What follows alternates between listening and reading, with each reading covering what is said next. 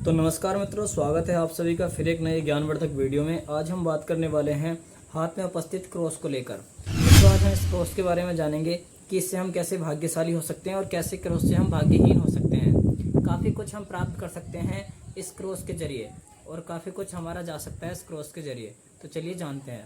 सबसे पहले हम जानेंगे कि ये क्रॉस कहाँ कहाँ कार्य करता है। जैसे कि आप सभी को पता है कि हमारे हाथ में 3 रेखाएं मुख्य। सबसे पहली रेखा होती है जीवन रेखा। जीवन रेखा इस प्रकार से हमारे हाथ में देखने के लिए मिलती है। जीवन रेखा लगभग सभी व्यक्तियों के हाथ में उपस्थित होती है। उसी के साथ साथ जो रेखा उपस्थित होती है उसका नाम है मस्तिष्क रेखा। देखिए मित्रों, ये है हमारी मस्तिष्क रेखा। मस्तिष्क रेखा हमारे मंगल पर्वत से निकलकर सीधा चंद्र पर्वत तक आती है। इसको हम मस्तिष्क रेखा बोलते हैं।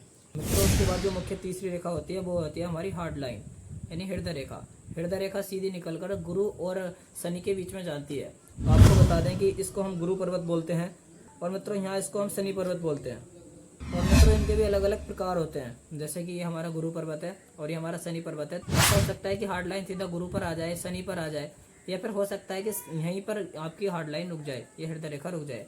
वैसा ही देखने के लिए मिलता है हमारी जीवन रेखा के साथ भी। जीवन रेखा निश्चित रूप से मणिबंध तक भी आ सकती है, बीच में भी रुक सकती है और मित्रों कहीं के लिए भी घूम सकती है। अब इन तीनों रेखाओं का हम आपको नाम लिख देते हैं। अब हम जानेंगे क्रॉस के विषय में, क्योंकि मुख्य विषय हमारा क्रॉस और अभी जो मेन लाइन है वो हमें आपको बताई नहीं है कि भाग्यशाली और भाग्यहीन में जो हमारा विषय है वो है हमारा भाग्य रेखा। अब भाग्य रेखा कहाँ होती है, ये 3 रेखाएं आपने जान ली। देखिए इसी के बीच में मणिबंध से यहाँ से निकलती है सीधा हमारी भाग्य रेखा और यहाँ से निकलती हुई सीधा शनि पर्वत तक जाती है। शनि पर्वत हमारा यहाँ पर उपस्थित है और इस तरीके से काटती हुई हृदय रेखा और मस्तिष्क रेखा को काटती हुई बीच में हाथ के मध्य भाग में हमारी भाग्य रेखा उपस्थित होती है। इसको हम भाग्य रेखा बोलते हैं। इसी से हमारे जीवन में पता चलता है कि हम ऐश्वर्यवान होंगे, धनवान होंगे, नहीं होंगे, हमारे पास कुछ होगा या नहीं होगा, हम बड़े बड़े व्यापारी होंगे, नहीं होंगे, धनवान होंगे, नहीं होंगे, हमारे होटल चलेंगे, नहीं चलेंगे, हम भाग्यवान हैं या नहीं है, और साथ ही साथ हमारी नौकरी लगेगी या नहीं लगेगी। सभी प्रकार के प्रश्न हम अपने भाग्य रेखा से जान सकते हैं। चलिए अब जानते हैं कौन सी उम्र में हमें क्या समस्या आने वाली है, फिर क्या क्या जान सकते हैं। देखिए, यदि यहाँ से मणिबंध से सीधा भाग्य रेखा निकलकर और शनि पर्वत तक जाए तो ये भाग्यशाली होने के संकेत हैं। यानी कि ऐसे लोग निश्चित रूप से करोड़पति देखे गए हैं, अरबपति देखे गए हैं। तेल के बड़े बड़े इनके व्यापार होते हैं और उसी के साथ साथ देखा जाए तो पेट्रोल पंप इनके देखने के लिए मिलते हैं। और उससे भी आगे बढ़े तो लोहे के बड़े बड़े व्यापार, जैसे कि इनको जहाज बनाना, हवाई जहाज बनाना, तोपे बनाना और उसके साथ साथ गोली बनाना और बंदूक बनाना, लोहे के जितने भी बड़े बड़े गाड़ी बनाना, ये सब इनके अंडर में कार्य होते हैं। इनकी भाग्य रेखा शनि पर्वत तक जाए वो एक अच्छे बिजनेसमैन, सफल बिजनेसमैन और साथ साथ एक अमीर आदमी सिद्ध होते हैं। ये भाग्यशाली होने का पहला संकेत है। चलिए और आगे बढ़ते हैं। भाग्य रेखा सीधी निकलकर शनि पर्वत पर ना जाकर सीधा हमारी चली जाए सूर्य पर्वत की ओर। ये हमारा सूर्य पर्वत है। सूर्य पर्वत होता है हमारी अनामिका उंगली के नीचे। ये अनामिका उंगली है, काफी शुभ उंगली है। इससे हम अपने माथे पर, मस्तक पर तिलक भी लगाते हैं। ये देवताओं की उंगली है और देवताओं में देखा जाता है हमारे 9 ग्रह हैं। 9 ग्रहों के जो राजा हैं वो है सूर्य और इस सूर्य की उंगली है। देखिए, जब भाग्य रेखा निकलकर सीधा सूर्य पर्वत तक जाए तो उच्च अधिकारी, IAS, IPS, बड़े बड़े जनरल, गवर्नर, ये सब देखने के लिए मिलते हैं। सरकारी पोस्टों पर अभिषिक्त ऐसे लोग होते हैं।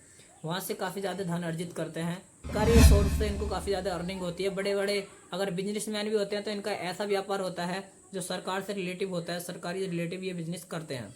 हमारा मुख्य विषय तो भाग्य और दुर्भाग्य है, राजा और रंक वाला है। यानी कि इस प्रकार से ये हमने जो 2 बताई हैं, राजा वाली जिंदगी जीने वाले हैं।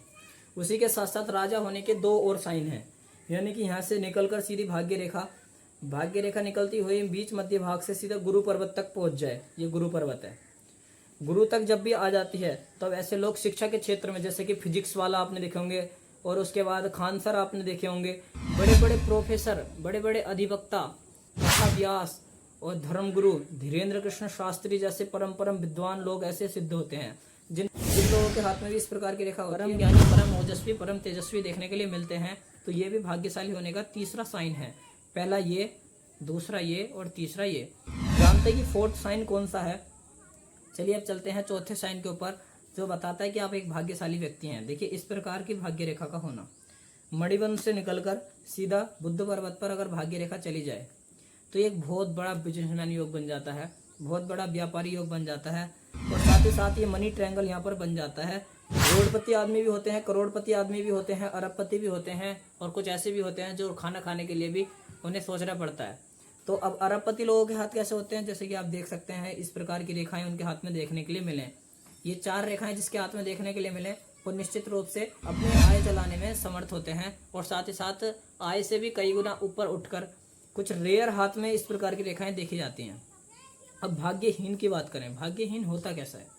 माना ये रेखा तो उनके हाथ में है, लेकिन उसके बीच में कोई क्रॉस बन गया, तो ये क्या करेंगे, बड़ा इन्वेस्टमेंट करेंगे अपने व्यापार को लेकर। व्यापार में ये अच्छा खासा पैसा अपना लगाएंगे, लेकिन क्या है, भाग्य इनका साथ नहीं देगा और इनका व्यापार में लॉस देखने के लिए मिलेगा। तो ये दुर्भाग्य का पहला साइन हो जाएगा।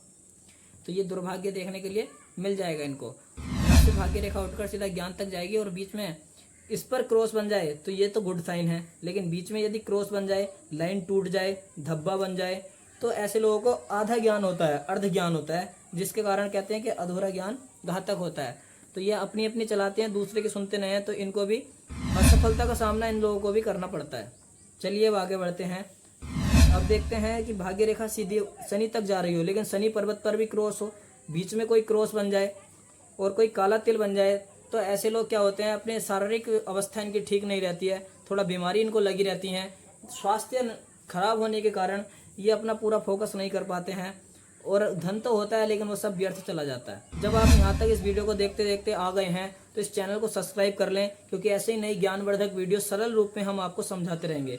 और यदि आप हमसे पर्सनल रूप से अपना हाथ दिखाना चाहते हैं तो हमारा नंबर है 9870620790। स्क्रीन पे आपको हमारा नंबर देखने के लिए मिल जाएगा, उसमें आप हमसे संपर्क कर सकते हैं। और ये पूरी तरीके से पेड रहेगा, इसकी पूरी फीस लगती है। चलिए आगे बढ़ते हैं। जैसे कि हमारी यहाँ पर भाग्य रेखा है, भाग्य रेखा निकलकर सीधा अनामिका उंगली के नीचे यानी सूर्य पर्वत तक आ जाए, तो ऐसे लोग पॉलिटिक्स में ज़्यादातर देखने के लिए मिलते हैं, और बड़ी बड़ी नौकरियों पर अभिषिक्त देखने के लिए मिलते हैं। अब इस पर यदि क्रॉस बन जाए और इस प्रकार की यहाँ पर जंजीर और काला तिल देखने के लिए मिले, तो ऐसे लोगों को देखने के लिए मिलता है कि नौकरी में वो अच्छे रहते हैं, लेकिन कोई गलती उनकी नहीं रहती है, गलतफहमी के कारण उनको नौकरी से निकाल दिया जाए, या फिर वहाँ उनको परेशानी देखने के लिए मिलती है। और पॉलिटिक्स में विधायकी, चुनावी, इस प्रकार के लोग चुनाव वगैरह हार सकते हैं यदि इस पर क्रॉस देखने के लिए मिल जाए। और यहाँ पर यदि क्रॉस नहीं है तो वो अच्छे खासा चुनाव जीतेंगे भी, और काफ़ी लाभ भी जीवन में ले पाएंगे, और IAS IPS लोग ऐसे में मस्त मगन रहेंगे और अच्छे रहेंगे। तो यदि कोई क्रॉस नहीं है तो जीवन अच्छा जाने वाला है, भाग्यशाली जाने वाला है। और कहीं कहीं क्रॉस काफ़ी अच्छा होता है। अब कहेंगे आप क्रॉस अच्छा कैसे होता है, यदि बीच पर क्रॉस हो जाए, यानी कि ये हमारी है हार्ड लाइन और ये है माइंड लाइन और हार्ड लाइन के बीच में हो जाए, तो ऐसे लोग ज्योतिष को जानने वाले होते हैं। जैसे कि आप इस वीडियो को देख रहे हैं तो आपके हाथ में देखने के लिए जरूर मिलेगा, क्योंकि ऐसे लोग ज्योतिष के जिज्ञासावान होते हैं, ज्योतिष को जानने वाले होते हैं। जैसे कि हमारे हाथ में दिख रहा है, ये इस प्रकार का आपको क्रॉस देखने के लिए मिल रहा होगा। तो इसका सीधा सा अर्थ है कि ऐसे लोग ज्योतिष को जानने वाले होते हैं, ज्योतिष को मानने वाले होते हैं, इसके जिज्ञासक होते हैं। आगे बढ़ते हैं। यदि गुरु पर्वत पर हो तब भी अच्छा है, उसके अलावा अन्य कहीं पर भी क्रॉस अच्छा नहीं माना गया। देखिए मित्रों, धर्म, अर्थ, काम, मोक्ष, ये 4 तरीके हैं जीवन को यापन करने के। धर्म यानी कि हमें धर्म से हिसाब से चलना चाहिए। हमारा धर्म कहता है किसी को सताना नहीं चाहिए, चींटी को भी मारना पाप है, ये हमारा धर्म बोलता है। तो इसलिए हमें अपनी मेहनत से, अपने कर्मों के आधार से आगे चलना चाहिए, बढ़ना चाहिए। और अर्थ यानी पैसा भी कमाना भी बहुत आवश्यक है। अगर आप पैसा नहीं कमाएंगे तो काम नहीं चलेंगे। और काम यानी कि आप अगर शादी नहीं करेंगे तो आपका वंशानुक्रम आगे नहीं बढ़ेगा। और मोक्ष, अब ऐसा है कि जीते जी युक्ति और मरने के बाद मुक्ति आपको मिल जाए, तो इससे अच्छा कोई सूत्र नहीं है, इससे अच्छा कोई उपाय नहीं है। जीते जी आपको युक्ति मिले और मरने के बाद मुक्ति मिल जाए तो काफ़ी अच्छी बात है। वैसे हमारा मेन मकसद यही होना चाहिए कि हम यहाँ पे आए हैं तो हमें मुक्ति का साधन ढूंढना चाहिए, क्योंकि पिछले जन्म में हम भगवान को वादा करके आते हैं गर्भ में कि भगवान एक बार हमको भेज दो पृथ्वी पर और हम अच्छे कार्य करेंगे, आपका नाम सुमरन करेंगे, जब सुमरन करेंगे, जब करेंगे, जिससे हम इस भवसागर से तर जाएंगे। ये हमारा मेन लक्ष्य है। लेकिन जीवन में जब आए हैं तो हमें कुछ धन भी अर्जित करना चाहिए, धन और धर्म दोनों हमें अर्जित करने चाहिए और सुखपूर्वक अपना जीवन व्यतीत करना चाहिए। यदि अब भी आपको कोई डाउट रह गया है तो आप हमें कमेंट में अपनी समस्या बता सकते हैं। मित्रों, यदि आप सच्चे सनातनी हैं तो जय श्री राम कमेंट लिखना ना भूलें और कमेंट में बताएं कि आप कहां से इस वीडियो को देख रहे हैं। आज के लिए इतना ही, फिर एक नई वीडियो में उपस्थित होंगे। तब तक के लिए जय श्री राम, राधे राधे।